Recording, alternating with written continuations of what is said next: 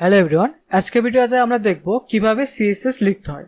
তো সিএসএস লেখার জন্য প্রথমে আমরা এখানে এইচটিএমএল একটি ফাইল তৈরি করে নিচ্ছি, index.html।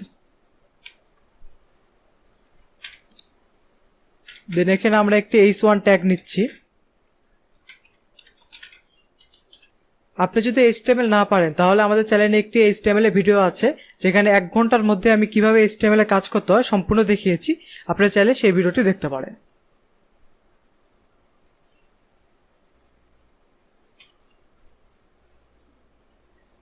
দেখুন এখানে আমাদের দিস ইজ হেডিং 1 শো করতেছে। এখন সিএসএস লেখা যায় বেসিক্যালি তিন ভাবে, একটি হচ্ছে ইনলাইন সিএসএস, একটি হচ্ছে এক্সটার্নাল সিএসএস এবং আরেকটি হচ্ছে ইন্টারনাল সিএসএস। এখন ইনলাইন সিএসএস হচ্ছে যে ট্যাগের মধ্যে আমরা যখন স্টাইল লিখবো বা সিএসএস এর কোড লিখবো সেটি হচ্ছে ইনলাইন সিএসএস। আর যখন আমরা হেডিং ট্যাগের ভিতর স্টাইল ট্যাগ ব্যবহার করে যখন আমরা সিএসএস লিখবো সেটি হচ্ছে ইন্টারনাল। আর যখন আমরা আরেকটি ফাইল তৈরি করে লিখবো সেটি হচ্ছে এক্সটার্নাল। তো প্রথমে আমি দেখাচ্ছি কিভাবে ইনলাইন সিএসএস নিয়ে কাজ করতে হয়। ইনলাইন সিএসএস বেসিক্যালি ট্যাগের ভিতর লিখতে হয়।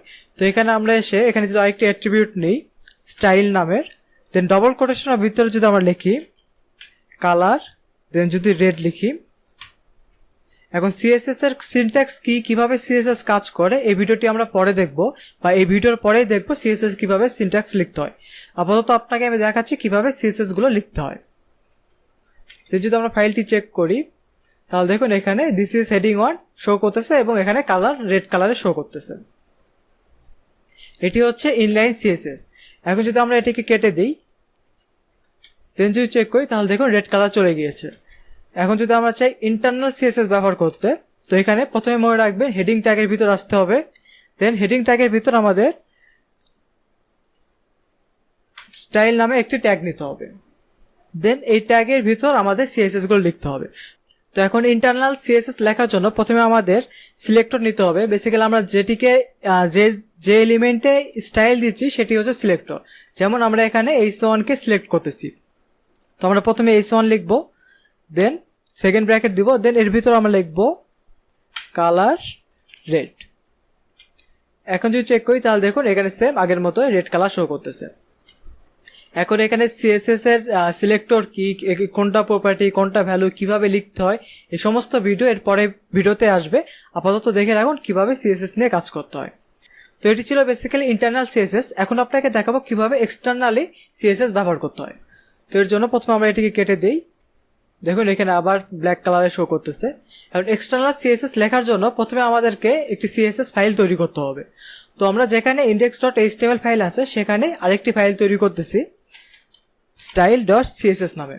এখন এখানে আপনি style.css লিখবেন না কি লিখবেন সেটা সম্পূর্ণ আপনার ব্যাপার, বাট অবশ্যই এক্সটেনশন .css লিখতে হবে, না হলে সিএসএস এখানে কাজ করবে না। ফাইল সেভ করার পর এখানে যদি আমরা লিখি h1 দেন কালার রেড। এখন যদি আমরা ফাইলটি চেক করি তাহলে দেখুন চেঞ্জ হয়নি। এর কারণ হচ্ছে আমরা দেখুন এক্সটার্নালি সিএসএস লিখেছি, বাট এই ফাইলে কিন্তু কোথাও বলে দেইনি যে কোন সিএসএসটা ব্যবহার করবে। তো এর জন্য অবশ্যই আমাদেরকে হেড ট্যাগের ভিতর একটি বলে দিতে হবে যে আমাদের এখানে সিএসএস ফাইলটি আছে। দেন এর জন্য আমাদের যে ট্যাগ আছে সেটি হচ্ছে লিঙ্ক ট্যাগ। দেন রিলেশন নামে একটি অ্যাট্রিবিউট থাকবে এবং এটি হবে স্টাইল শিট। দেন এই স্টেপে এসে আমাদের সিএসএস ফাইলে লোকেশন দিতে হবে। এখন সিএসএস ফাইলের লোকেশন হচ্ছে দেখুন এখানে হোম, এই যে সিএসএস ফোল্ডারের ভিতর আমাদের আছে index.html এবং তার সাথে কিন্তু আছে সিএসএস style.css ফাইলটি। তার মানে অবশ্যই আমাদের হোম ডাইরেক্টরি মানে এই যে সিএসএস এই ফোল্ডারের ভিতর আছে, দেন এই যে style.css। এখন যদি আমরা ফাইলটি চেক করি তাহলে দেখুন এই যে কালারটি চেঞ্জ হয়ে গিয়েছে এবং এখানে রেড কালার শো করতেছে। বা যদি আমরা এখানে ফাইলের নেম ভুল দেই দেন যদি চেক করি তাহলে দেখুন এটি শো করতেছে না, কারণ এখানে ফাইল নেম ছিল style.css বাট আমরা দিয়েছি style.css।